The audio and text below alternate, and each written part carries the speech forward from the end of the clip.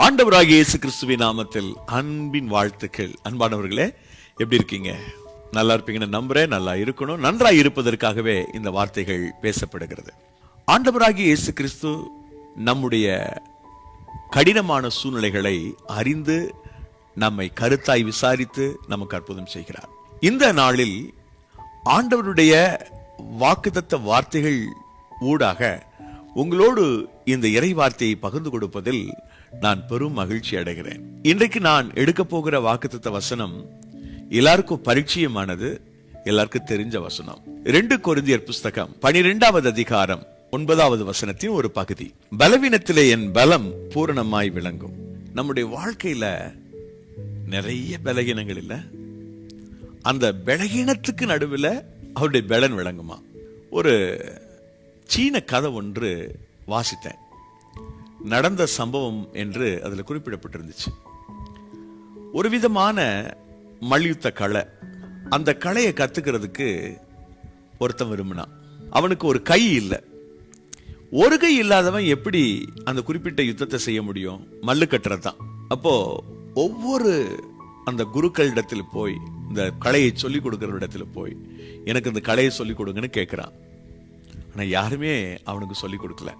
கடைசியா ஒரு பெரியவர் அவனை பார்த்த உடனே, ரைட், நான் உனக்கு சொல்லித்தரேன், நீ கண்டிப்பா இவ்வளவு ஆர்வமா இருக்கிறவன் அடுத்தடுத்து வரக்கூடிய போட்டிகளையும் ஜெயிக்கும்படி நான் உனக்கு சொல்லித்தரேன் என்று சொன்னார்.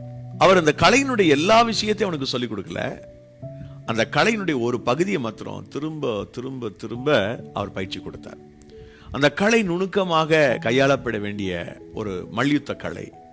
நீண்ட நுணுக்கங்கள் இருக்கின்றன. எல்லாவற்றையும் விட்டுவிட்டு ஒரு குறிப்பிட்ட பகுதியை மாத்திரம் அவர் சொல்லிக் கொடுத்து கொண்டே இருந்தார். நிறைய ஸ்டெப்ஸ் இருக்குது, நிறைய யுக்திகளை கையாளணும். அது எல்லாத்தையும் அவர் விட்டுட்டார். ஒரு குறிப்பிட்ட நுணுக்கத்தை மாத்திரம் அவன் கற்றுக்கொள்ளும்படி தொடர்ச்சியா பயிற்சி கொடுத்தார். ஒரு நாள் அவன் கேட்டான், ஐயா, இவ்வளவு விஷயம் இருக்குதுல்ல அந்த கலையில, அதெல்லாம் சொல்லிக் கொடுக்காம இதை மட்டும் சொல்லி தரீங்களே ஏன்? அப்போ அவர் சொன்னாரு, இது ஒண்ணு போதும் உனக்கு. உன் சரீரத்தினுடைய அமைப்பிற்கு இந்த ஒரு கலையை நீ கரெக்டா கத்துக்கிட்டீங்கன்னா போதும், நீ தான் ஜெயிப்பேன்னு சொன்னார். அது எப்படி சொல்றீங்க? மற்றதெல்லாம் நான் கத்துக்காம இந்த ஒன்றை மட்டும் கத்துக்கிட்டேன்னா நான் எப்படி ஜெயிக்க முடியும்? நான் சொல்றேன்ப்பா, இந்த ஒன்றை மட்டும் தரவு பண்ணனா போதும், நீ தான் எத்தனை பெரிய ஆட்கள் வந்தாலும் சரி, நீ தான் ஜெயிப்ப என்று சொன்னார். அவன் கொஞ்சம் விலைக்கு சொல்ல முடியுமான்னு கேட்டான். ஆல்மோஸ்ட் பயிற்சி முடிஞ்சது, போட்டிக்கு போக போறான். அப்ப அந்த குருட்ட கேட்டான், குருவே, எனக்கு அதை மட்டும் சொல்லித்தாங்க, இந்த ஒரு கலையை வச்சு எப்படி நான் ஜெயிக்கிறது? நான் நம்புறேன், நம்பிக்கையோட தான் போறேன் அந்த போட்டிக்கு. ஆனா அது ஒரு கலை வச்சு எப்படி நான் ஜெயிப்பேன்? அப்புறம் சொன்னாரு, இந்த ஒரு கலை நீ அதை கையாளுகிற போது எதிரில் இருக்கிறவன் உன்னுடைய வலது கையை பிடிக்க வேண்டும். பிடித்தால் மாத்திரமே அவன் ஜெயிக்க முடியும். உனக்கு தெய்வாதீனமாக வலது கை இல்லை. ஆகவே நிச்சயம் அவனுக்கு புடி இருக்காது. ஆகவே வீழ்ந்து விடுவான், நீ தான் ஜெயிப்ப என்று அவனுக்கு அதை மிக அழகாய் விவரித்து சொன்னார் அந்த குரு. அவனுக்கு ஒரே சந்தோஷம். அவனுடைய பலவீனம் ஒரு கை இல்லை என்பதுதான். எல்லாரும் அதை ஒரு குறையா பார்த்தாங்க. ஆனா இந்த குரு மாத்திரம் அதை குறையா பார்க்கல, நிறைய பார்த்தார். இந்த ஒரு கலையை மாத்திரம், ஒரு நுணுக்கத்தை மாத்திரம் சொல்லி கொடுத்தார். அவன் போன உடனே, ஒரு கை இல்லாம போய் கிரவுண்ட்ல இறங்கின உடனே எல்லாரும் சிரித்தாங்க. அரங்கமே கைகொட்டி சிரித்தது. பாரியா, கை இல்லாதவன் விளையாட வரான்னு சொன்னாங்க. எதிரில் இருக்கிறவனும் கூட அப்படித்தான் சாதாரணமா நினைச்சான், எளிதா வீழ்த்திடல நினைச்சான். ஆனா இவன் இறங்கின உடனே அந்த குறிப்பிட்ட நுணுக்கத்தை அவன் செயல்படுத்த துவங்கினா. அந்த ஆட்ட முறையில சில வரையறை இருக்கிறது, முறைப்படி அதை ஆட வேண்டும். ஆகவே அந்த ஆட்டத்தை வெளிப்படுத்திய போது எதிர்முனையில் இருக்கிறவன் சண்டையிட துவங்கினான். ஒரு கட்டத்தில் அவன் சுழன்று காலால் அடிக்கிற போது மறுபக்கம் அப்படி பிடித்து கொண்டு அடுத்த கையை பிடிக்க வேண்டும். எதிராளி பிடித்து விட்டான். அடுத்த கையை பிடிக்கிறதுக்கு அவன் கையை கொண்டு சென்றான். அங்கே கை இல்லை. கை இல்லாதனால் அவனுடைய புடி சரியாக இல்லை. இவன் சுதாரித்துக் கொண்டு மீண்டுமாக செயல்பட்டான். எதிரில் இருந்தவன் கீழே விழுந்தான், நிலை தடுமாறி. அவ்வளவுதான், ஜெயித்ததாக அறிவிக்கப்பட்டான். அவன் உயிரோடு இருக்கிற வரைக்கும் பல கிரவுண்ட்ல அவனே ஜெயிச்சான், ஒரே ஒரு நுணுக்கத்தை மட்டும் வச்சுக்கிட்டு. நம்முடைய லைஃப்ல, வாழ்க்கையில நிறைய பலவீனங்கள் இருக்கு பிரியமானவர்களே. உங்களுக்கு தெரியுமா, அந்த பலவீனத்துக்கு நடுவில் கர்த்தர் பலனை கொடுப்பார். பொதுவா இப்ப நம்ம பார்க்கிறோம், ஒரு கண்ணு தெரியாதவங்களுக்கு எக்ஸ்ட்ரா டேலண்ட கடவுள் கொடுப்பார். கால் ஊனமா இருக்கிறவங்களுக்கு எக்ஸ்ட்ரா டேலண்ட் அவனுக்கு கிடைக்குது. இதெல்லாம் ஆண்டவர் கொடுக்கறதா. அதே மாதிரி இங்கே பவுலுக்கு சொல்லப்பட்டது, பவுலே உன்னுடைய பலவீனத்துக்கு நடுவில் என் பலன் பூரணமாய் விளங்கும். ஆண்டவருடைய பலன் நம்மிலே விளங்குமா? இப்ப பவுலுடைய பலகீனம் என்ன என்பதை, அவன் எப்படி பலவீனமா இருந்தான் என்பதை பல வசனங்களுடைய சொல்லுகிறான். எல்லாவற்றையும் பார்க்க முடியாவிட்டாலும் கூட ஒரு சில பாயிண்ட்ஸ் நான் உங்களுக்கு சொல்ல விரும்புறேன். 2 கொரிந்தியர் புஸ்தகம் 10ஆம் அதிகாரம் 10வது வசனத்துல நாம் இப்படி வாசிக்கிறோம். அவனுடைய நிருபங்கள் பார யோசனையும் பலமுள்ளவைகள், சரீரத்தின் தோற்றமோ பலவீனமும் வசனம் அற்பமாய் இருக்கிறது என்கிறார்களே. சரீரத்தின் தோற்றம் பலவீனம் உள்ளது, ரொம்ப பலவீனமான தோற்றம் உள்ளவன். ஒரு வேத ஆராய்ச்சியாளர் இப்படி எழுதியிருக்கிறார், அவனுடைய 2 காலும் வளைந்து போயிருக்குமா, அவனுடைய தலை சற்று கோணல் மாணலா இருக்குமா. இதுதான் பவுலுடைய தோற்றமாக இருந்தது என்று வரலாற்று ஆசிரியர்கள் குறிப்புகள் எழுதி வைத்திருக்கிறார்கள். அவன் தோற்றம் பலவீனமானது, பலம் உள்ளது அல்ல. அதனாலதான் தன்னை குறித்து சொன்னார் தெரியல. 1 கொரிந்தியர் புஸ்தகம் 1ஆம் அதிகாரம் 27வது வசனத்தின் பிற்பகுதி, பலமுள்ளவைகளை வெட்கப்படுத்தும்படி தேவன் உலகத்தில் பலவீனமானவைகளை தெரிந்து கொண்டார். பலமுள்ளவைகளை வெட்கப்படுத்தும்படி தேவன் பலவீனமானவைகளை தெரிந்து கொண்டார். பலவீனமான ஒரு மனுஷனாயிருந்தான். அத நன்கு உணர்ந்துதான் அவன் சொல்றான். பலவீனத்துல கர்த்தரின் பலன் பூர்ணமாய் விளங்குன்னு சொன்னார் பாருங்க. அதை அப்படியே நம்பினான். ஏனென்றால் இவன் அவருடைய தோற்றத்துல பலவீனமானவன், பல்வேறு காரியங்களில் பலவீனமானவன். சபைகளுக்குள்ள நான் பலவீனதான் இருக்கிறேன்னு சொல்லி அவனை கன்ஃபஸ் பண்றத 2 புத்தகத்துல வாசிக்க முடியும். 1 கொரிந்தியர் புத்தகத்துல வாசிக்க முடியும், இன்னும் கலாத்திய புத்தகத்திலே வாசிக்க முடியும். 1 கொரிந்தியர் 2:3, கலாத்தியர் 4:13 வாசித்து பாருங்க. நான் பலவீனமா, உங்களுக்குள்ள பலவீனமா தான் இருந்தேன்னு சொல்றான். கொரிந்துவில அவன் பலவீனமா இருந்தான், கலாத்திய சபையில பலவீனமா இருந்தான் என்பதை நாம் பார்க்கிறோம். ஆனால் அந்த பலவீனத்துக்கு நடுவிலே பலத்த காரியங்களை பவுல் செய்யக்கூடியவனாக இருந்தான். அந்த ஆற்றல் அவனுக்கு கிடைச்சது. எப்படி கிடைச்சது? அங்கதான் ஆண்டவர் இருக்கிறார், அங்கதான் ஆண்டவர் இருக்கிறார். தன்னுடைய பலவீனத்தையும் அவன் ஒத்துக்கொள்ளுகிறவனாக இருக்கிறான். 1 கொரிந்தியர் 4:10, 2 கொரிந்தியர் 13:9, 2 கொரிந்தியர் 11:21 போன்ற வசனங்களை பாருங்க. நாங்கள் பலவீனமாய் இருந்தோம் உங்களுக்குள்ளே என்பதை அவன் ஒத்துக்கொள்ளுகிறான். ஏன் தன்னை பலவீனமாக அவன் சொல்லுகிறான் என்று பார்த்தால், பலவீனருக்கு தன்னை பலவானாக்கினான் என்று வசனத்திலே வாசிக்கிறோம். 1 கொரிந்தியர் 9:22 சொல்லுகிறார், பலவீனரை ஆதாயப்படுத்திக் கொள்ளும்படி பலவீனருக்கு பலவீனனை போலானேன் என்று சொல்லுகிறார். அன்பானவர்களே, பலவீனமான ஒரு மனித சமூகத்தை ஆதாயப்படுத்துவதற்காக தன்னையே பலவீனனாய் மாற்றிக்கொண்டான். பல்வேறு சூழ்நிலைகளிலே தன்னை பலவீனம் உள்ளவனாக அவன் மாற்றிக்கொண்டான். தன்னை பலவீனம் என்று ஒத்துக்கொண்டான். இப்பொழுது அவனுடைய சரீரத்தில் ஒரு பலகீனம், அவன் தோற்றத்தில் ஒரு பலகீனம், சரீரத்தில் ஒரு பலகீனம், மக்களுக்கு நடுவில் பலவீனமானவனா இருக்கிறான். ஆனால் அந்த மனுஷன் சொல்றது என்ன தெரியுமா? 2 கொரிந்தியர் 11:30, நான் மேன்மை பாராட்ட வேண்டுமானால் என் பலவீனத்திற்கு அடுத்தவைகளை குறித்து மேன்மை பாராட்ட வேண்டும் சொல்லுகிறான். அடுத்து நீங்க பாத்தீங்கன்னா 2 கொரிந்தியர் 12:5, இப்படிப்பட்டவனை குறித்து மேன்மை பாராட்டுவேன், ஆனாலும் என்னை குறித்து என் பலவீனங்களிலே அன்றி வேறொன்றிலும் மேன்மை பாராட்ட மாட்டேன் என்று சொல்லுகிறான். அதைவிட மேலாக 2 கொரிந்தியர் 12:9 என் பலவீனங்களை குறித்து சந்தோஷமாய் மேன்மை பாராட்டுவேன் என்று சொல்லுகிறான். இப்படி சொல்வதற்கான காரணம் என்ன அப்படின்னா, தேவன் இந்த மனுஷனுடைய பலவீனத்திலே தேவனுடைய பலன் விளங்குகிறது. பலவீனம் வரும்போதெல்லாம் ஆண்டவர் பலனா வந்துடுறார். நான் பலவீனப்படுகிற போதெல்லாம் கர்த்தருடைய பலனாய் வருகிறார். நான் பலவீனப்படுகிற போதெல்லாம் தேவனுடைய பலனாய் வருகிறார். அவர் கிரியை செய்ய ஆரம்பித்து விடுகிறார். ஒரு சுவாரஸ்யமான சம்பவம் என் ஞாபகத்துக்கு வருகிறது. என்னுடைய 17வது வயதுல ஒரு கிராமத்துல சிறு பிள்ளைகளுக்கு நற்செய்தி சொல்வதற்காக செல்வேன், வாரந்தோறும் செல்வேன். மரத்தடிகளில் பிள்ளைகளை உட்கார வைத்து சொல்லிக் கொடுப்பது வழக்கம். ஒரு குடும்பத்தினர் தங்களுடைய வீட்டு ஓரமாக இருந்த ஒரு ஷெட்டில் இதுல பிள்ளைகளை உட்கார சொல்லிக் கொடுங்க, ஏன் மரத்தடியில் உட்காரணும்னு சொல்லி எனக்கு இடம் கொடுத்தார்கள். இப்ப பிள்ளைகளுக்கெல்லாம் பாட்டு கதைகளை சொல்லிக் கொடுத்து அந்த பிள்ளைகளை நேர்முழங்கால் படியிட வைத்து ஜெபம் சொல்லிக் கொடுப்பது வழக்கம். அப்படி ஜெபம் சொல்லிக் கொண்டிருந்த போது வேடிக்கை பார்க்க வந்த ஒரு சில பெண்களுக்குள்ள இருந்த அசுத்தாவிகள் அலக்களிக்க ஆரம்பித்தது. அது வரைக்கும் என்னை தம்பி அப்படின்னு சொன்னவங்க இப்ப சாமின்னு கூப்பிட ஆரம்பிச்சாங்க. எனக்கு கொஞ்சம் சந்தோஷம் தான் அது. அப்பொழுது ரொம்ப சின்ன வயசு, 17 வயது.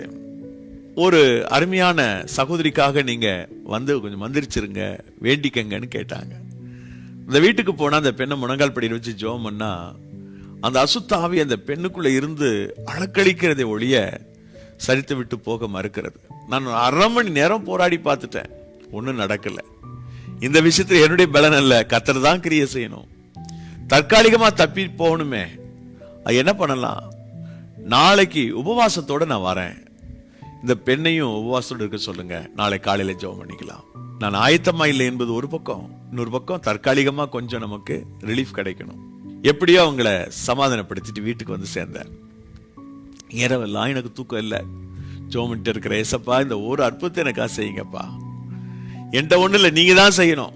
அந்த பிசாசு தலையில கை வச்சு ஜெபம் பண்ணா போக மாட்டேன்னுதே, எவ்வளவு கஷ்டம், உதவி செய்யுங்கப்பா அப்படின்னு நான் ஜெபம் பண்ணிட்டு தூக்கம் இல்லாம ஜெபம் பண்ணிட்டு படுத்தேன்.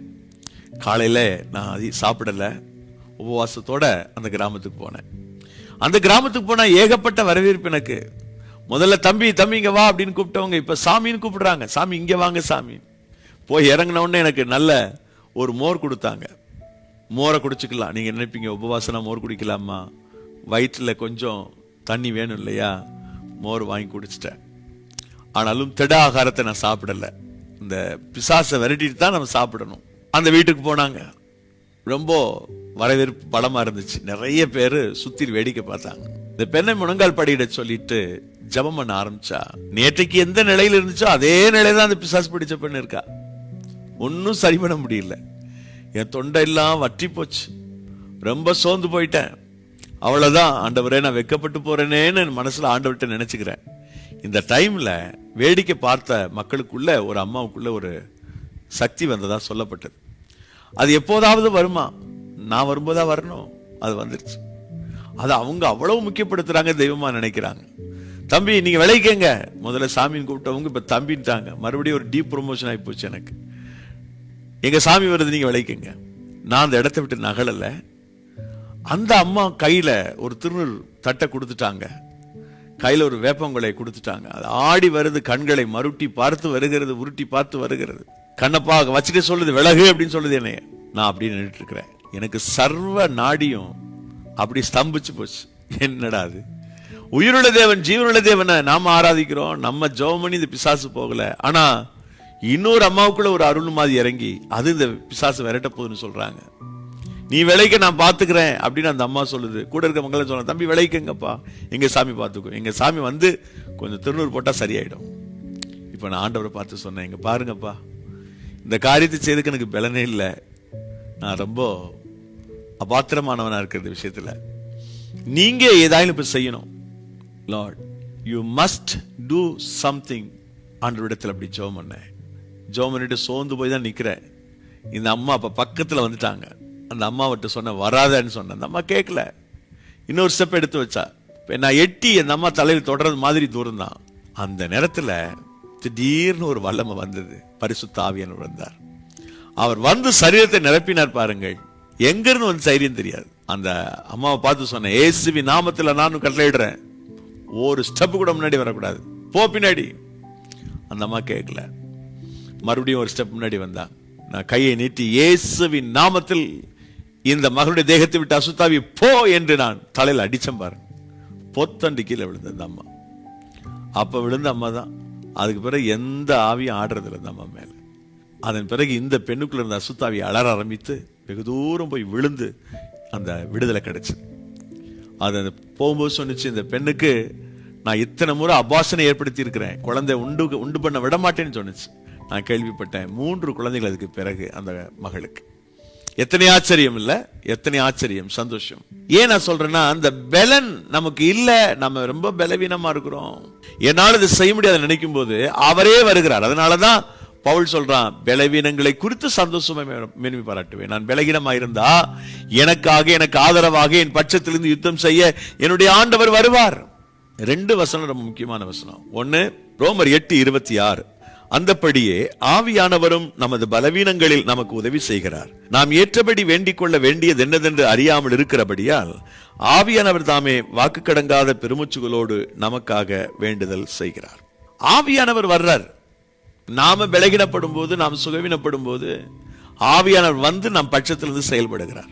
இன்னொரு வசனம் இருக்கு பாருங்க, எபிரேயர் 4:15. நம்முடைய பலவீனங்களை குறித்து பரிதபிக்க கூடாத பிரதான ஆசாரியர் நமக்கு இராமல் எல்லா விதத்திலும் நம்மை போல சோதிக்கப்பட்டும் பாவமில்லாதவராய் இருக்கிற பிரதான ஆசாரியரே நமக்கு இருக்கிறார். நம்முடைய பலவீனங்களை குறித்து பரிதபிக்க கூடாத ஒரு ஆசாரியன் இல்ல, பரிதபிக்கிற ஆசாரியன்.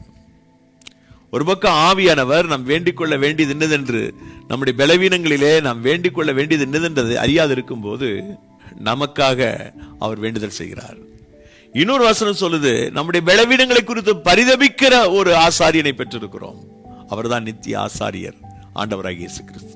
நாம் பலவீனப்படும் போது, நீங்க ஒரு தேவ பிள்ளையா, கர்த்தருடைய மனுஷன் அங்க இருக்கும்போது, நீங்க பலவீனப்பட்ட சமயத்துல உங்களுக்கு பலனை கொடுக்கிறதுக்கு ஆண்டவரே வர்றார். தம்முடைய தூய ஆவியானவராக அவர் வருகிறார். அவர் உங்களை பலப்படுத்துகிறார். ஆதி அப்போஸ்தலருடைய காலத்தில் அதான் நடந்துச்சு இல்லையா? பயந்து போய் இருந்தாங்க, அச்சத்தோடு இருந்தாங்க, மீண்டும் வலைய தூக்கிட்டாங்க, மீண்டும் படகை துவக்கிட்டாங்க பிசினஸ் பண்றதுக்கு. அப்படிப்பட்டவங்க மேல ஆவியானவர் வந்தார், ஆவியானவர் இறங்கினார். ஆவியானுடைய இறங்குதலுக்கு பிறகு பாருங்கள், மிகப்பெரிய ஒரு மாற்றம். பலவீனத்துக்கு நடுவில், அவங்களுடைய பயம் பலவீனத்துக்கு நடுவில் ஆவியானுடைய பலன் வர ஆரம்பிச்சது. அவங்க பிரகாசிக்க துவங்கினாங்க, பிரைட்டா மாறினாங்க. அவ்வளவு பெரிய ஆசீர்வாதம் அவங்களுக்கு கிடைச்சது. எனக்கு அன்பான தெய்வத்தினுடைய பிள்ளைகளே, இந்த நாளிலும் அருள்நாதர் இயேசு கிறிஸ்து உங்களுக்கும் அந்த ஆசீர்வாதங்களை கொடுக்க விரும்புகிறார். அப்போஸ்தலருடைய வாழ்க்கையில நினைச்சு கூட பார்க்க முடியாத மிகப்பெரிய உயரத்தை கர்த்தருக்கு கொடுத்தார். அவர்கள் ஆசீர்வதிக்கப்பட்டார்கள். பலவீனப்பட்ட நிலையில் இருந்தவங்க தான், பயந்து போய் வாழ்ந்தவங்க தான், யூதர்களுக்கு பயந்ததனால் பூட்டப்பட்ட அறைக்குள்ள போய் இருந்து கொண்டார்கள்.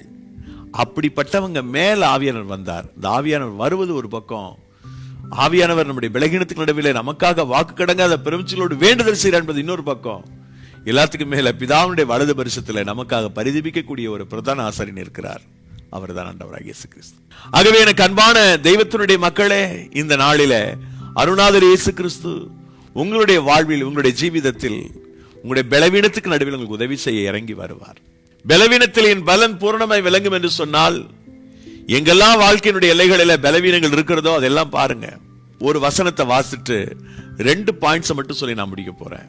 அது என்ன வசனம்னா, எபிரேயர் 11:34 வசனம்.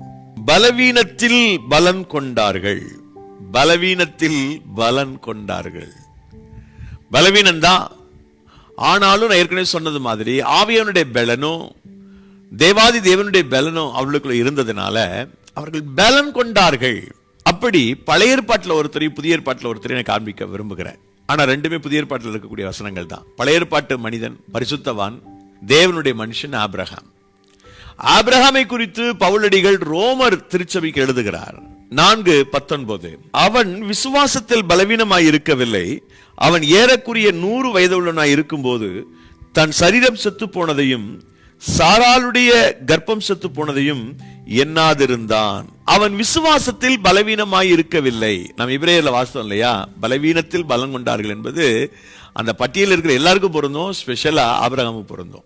சரீரத்தில் பலவீனம் உள்ளவன் தான். சரீரம் செத்து போச்சு, சாராளுடைய கர்ப்பம் செத்து போச்சு, பலவீனம், கம்ப்ளீட்டா பலவீனமான ஒரு சூழ்நிலை. ஆனாலும் அந்த பலவீனத்தில பலன் கொண்டான். விசுவாசத்தின் ஊடாக, நம்பிக்கையின் ஊடாக அவனுடைய பலவீனத்தில பலன் கொண்டான். அவன் சரீரம் செத்து போனது உண்மை, சாராளுடைய கர்ப்பம் செத்து போனது உண்மை. குழந்தை பெற்றுக்கொள்வதற்கான வாய்ப்பும் சந்தர்ப்பமும் மருத்துவ ரீதியாக சாராளுக்கு இல்லை, ஆபிரகாமுக்கும் அந்த சூழல் இல்லை. ஆனால் அதற்கு நடுவிலே அங்க ஒரு அற்புதம் நடந்தது, ஒரு அதிசயம் நடந்தது. அவனுடைய கடைசி காலத்தில் ஒரு மகனை கர்த்தர் கொடுத்தார், ஈசாக்கு. ஈசாக்கு அவனுக்கு கிடைச்ச மிகப்பெரிய பொக்கிஷம். அவன் சரீரத்தில் பலவீனமாதா இருந்தா, ஆனா தேவனிடத்திலிருந்து பலனை பெற்றுக் கொண்டான். தேவனுடைய பலன் அவனுக்குள்ள இருந்துச்சு. அதனால ஒரு பெரிய வாக்கு தத்தத்தின் சந்ததியை பெற்றுக்கொண்டான் தேவனிடத்திலிருந்து. உடைய வாழ்க்கையில பலவீனப்பட்ட பகுதிகள் நிறைய இருக்குதா? பலவீனத்தில் அவருடைய பலன் விளங்கும். சாத்தியமே இல்லை, அற்புதம் நடப்பதற்கான வாய்ப்பே இல்லைன்னு உங்க மனசு சொல்லுது, அதிசயம் நடப்பதற்கான வாய்ப்பே இல்லை என்னுடைய உள்ள சொல்லுது. நீங்கள் விசுவாசத்தின் மூலமாக அந்த பலனை நீங்கள் பெற்றுக்கொள்ளுங்கள், அந்த பலன் உங்களுக்கு கிடைக்கும். இரண்டாவது, பலவீனமான ஒரு பெண்மணி இயேசு கிறிஸ்து பூமியில மனுஷனா இருந்த போது அந்த பெண்ணை கர்த்தர் சந்தித்தார். 1 வருஷம் 2 வருஷம் இல்ல, 18 இயர்ஸ், 18 ஆண்டுகள். எவ்வளவு நிமிரக்கூடாத கூனி அவள், நிமிர முடியாத அவளால. அந்த நிமிரக்கூடாத கூனி அந்த பெண்மணி, பிரியமானவர்களே, அற்புதமான சுகத்தை பெறுகிறாள். பலவீனம்தான். அந்த பலவீனத்துக்கு நடுவில் இயேசுனுடைய பலன் அங்கே வந்ததுனால அவள் நிமிர்ந்தாள், நடந்தாள், தேவனை மகிமைப்படுத்தினாள். சில ஆண்டுகளுக்கு முன்பு அன்பு தந்தை ஃபாதர் பெர்க்மன்ஸ் அவர்களோடு பர்மா தேசத்திற்கு சென்றிருந்தேன். அவருடைய கூட்டங்களிலே மிக அருகில் நின்று நான் கவனித்திருந்த போதிலும் அந்த கூட்டத்தில் நான் ஒரு விஷயத்தை கவனித்தேன். நல்ல பாடலை பாடி ஆண்டவரை ஆராதித்தவருடைய பிரசன்னம் இறங்கி வந்து கொண்டிருந்தது. நாங்கள் அந்த தேசத்திற்கு போகும்போது அங்கே தந்தையுடைய கூட்டத்திற்கு யாரும் போகக்கூடாது என்று கத்தோலிக்க அமைப்பிலிருந்து ஒரு செய்தி வந்ததாக, வாயு வழியாக வந்ததாக நாங்கள் கேள்விப்பட்டோம். அங்க இருக்கிற ஒருங்கிணைப்பாளர் பயந்தார். நான் இவ்வளவு செலவு பண்ணி செஞ்சிருக்கிறோம், மக்கள் வரமாட்டாங்கல்ல, என்ன செய்யறது? தந்தை அவர்கள் சொன்னார்கள், இல்ல இல்ல 100 பேர் வந்தாலும் சந்தோஷம், கவலைப்படாதுன்னு சொல்லி உற்சாகப்படுத்தினாங்க. முதல் கூட்டத்தில் 5000 பேர் வந்திருந்தாங்க. அது ஆடிட்டோரியம் நிரம்பி வழிந்தது. நான் தந்தையவருடைய பக்கத்தில் இருந்து கவனித்தேன். இந்த ஆராதனை பண்ணி கொண்டிருந்த போது ஒரு தெய்வீக பிரசன்னம் இறங்கி வந்தது. நிறைய சாட்சிகளை ஆண்டவர் எழுப்பினார். சாட்சி சொல்றவங்க மேல வாங்கன்னா, ஒரு அம்மா, நான் பார்க்க கூணல் முதுகா வந்த அம்மா நிமிர்ந்து இந்த ஸ்டேஜில் ஓடுறாங்க. வயது ஒரு 78 வயது 80 வயது இருக்கும். ஓடி இங்கு மங்கமாய் ஓடி இயேசு எனக்கு சுகம் தந்தார் என்று சொன்னார்கள். இன்னைக்கும் கர்த்தர் அந்த சுகமளிக்கிற வல்லமையோடு ஜனங்களிடத்தில் இடைபடுகிறார். இந்த பலவீனப்பட்ட பெண்ணை குறித்து நம்ம எங்க பார்க்கிறோம்னா, லூக்கா நற்செய்தி நூல் 13ஆம் அதிகாரம் 10 தொடக்கம் 16 வரைக்கும் குறித்து வைத்துக் கொள்ளுங்கள். அந்த பலவீனத்திலிருந்து அவள் விடுவிக்கப்பட்டாள். பலவீனத்துக்கு நடுவிலே அவளுடைய பலன் பூரணமாய் விளங்குகிறது, முழுமையாய் விளங்குகிறது. உங்களுடைய வாழ்க்கையில என்ன மாதிரி பலவீனம் இருக்குது? உங்களுடைய பலவீனத்தை எல்லாம் ஆண்டவர்கிட்ட சொல்லுங்க. உங்களுடைய பலவீனத்துல அவருடைய பலன் விளங்கும். பவுல் சொல்றான், பலவீனத்தை குறித்து நான் சந்தோஷமா வரட்டுவேன். ஏன் அப்படி சொல்றான்னா, நான் தேவனுடைய பிள்ளையாக பலவீனப்பட்டிருக்கும் பொழுது அவரே வருகிறார், என்னை பலப்படுத்துகிறார். இந்த நாளிலே உங்கள் வாழ்விலே அவரே வந்து உங்களை பலப்படுத்துவார், உங்களை ஆசீர்வதிப்பார். ஜெபமனோமா.